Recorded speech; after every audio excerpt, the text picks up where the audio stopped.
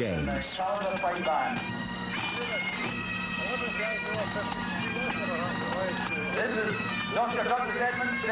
The games, similar to many others in the Celtic lands of Europe, are based on the sporting activities of rural Scotland, practiced nearly 1,000 years ago to help keep strong, able-bodied young men in a state of readiness for battle. They first became organised into what we'd recognise as today's Highland Games in the 11th century and have hardly changed since. Athletes from 9 countries, from as far away as Australia and the United States, have come to Callender in central Scotland for this year's World Heavy Events Championship.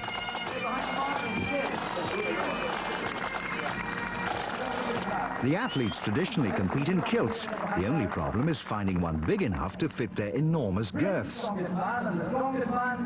Among the contenders is 24-stone Jamie Reeves of England.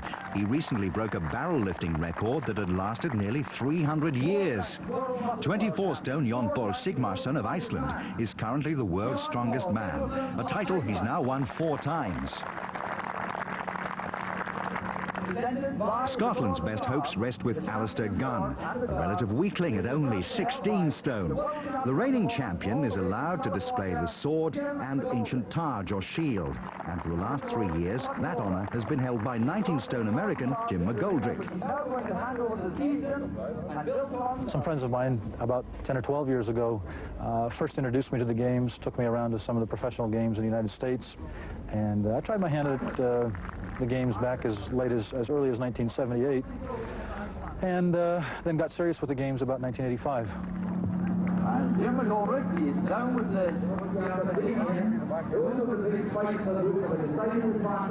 Scotland's George Patience leads the way in the 20-pound heavy hammer.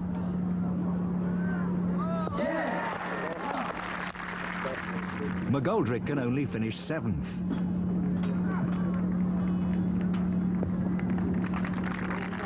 In the caber tossing, the showman, Jon Paul Sigmarsson, delights the crowd with some unorthodox footwork. Here, the athletes are using a light caber and tossing it Scandinavian style. The winner is the one who throws it the furthest. In Scottish-style tossing, the caber is much heavier, and the winner is the one who throws it straightest. The light caber proves no problem for the world's strongest man, who beats McGoldrick into 2nd place by almost 3 feet. The next event is throwing a 56-pound weight as high as possible. Jamie Reeves wins with a championship record of 17 feet 5 inches. Jon Paul Sigmarsson shows what fashion-conscious Vikings are wearing under their kilts, while McGoldrick begins to improve after his disappointing start to the day. If you've ever had to run for a train carrying a heavy suitcase, you'll know how these men feel. In the murderous farmer's walk, the strong men carry 2 10-stone oxygen cylinders as far as possible. McGoldrick heads towards the second day 2 points clear of the rest of the field.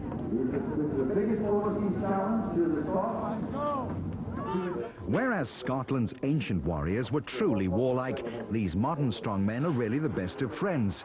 At breakfast, they eat to keep up their strength, and here Jon Paul Sigmarsson reveals some trade secrets. Here in Scotland, I'll eat a lot of food I don't eat at home. A lot of bacon and eggs, and a lot of deep-fried food.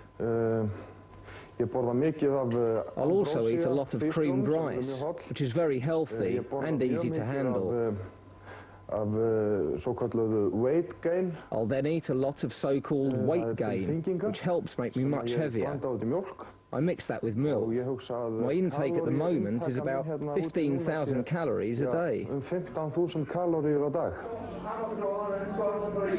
It's all the time.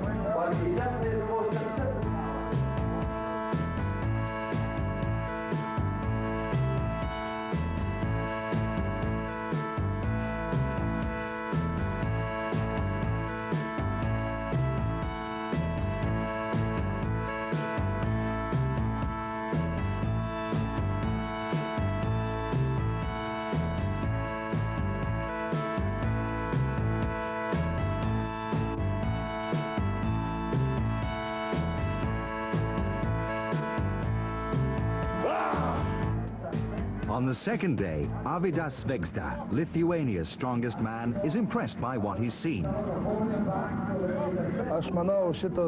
This is the first time anyone from my country has taken part in these Highland Games, and it's a great honour for me.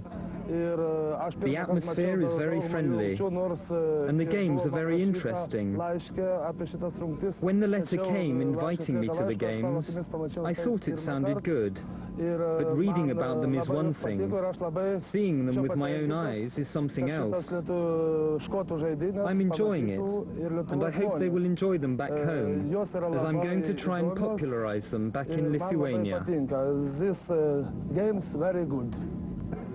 While he's learning the ropes, the experts are carrying out another tradition, toasting the heavy caber.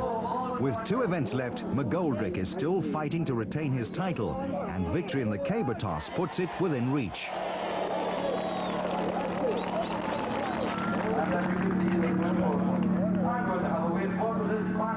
Scotland's Alistair Gunn can still beat him, but this miss in throwing the sheath proves costly.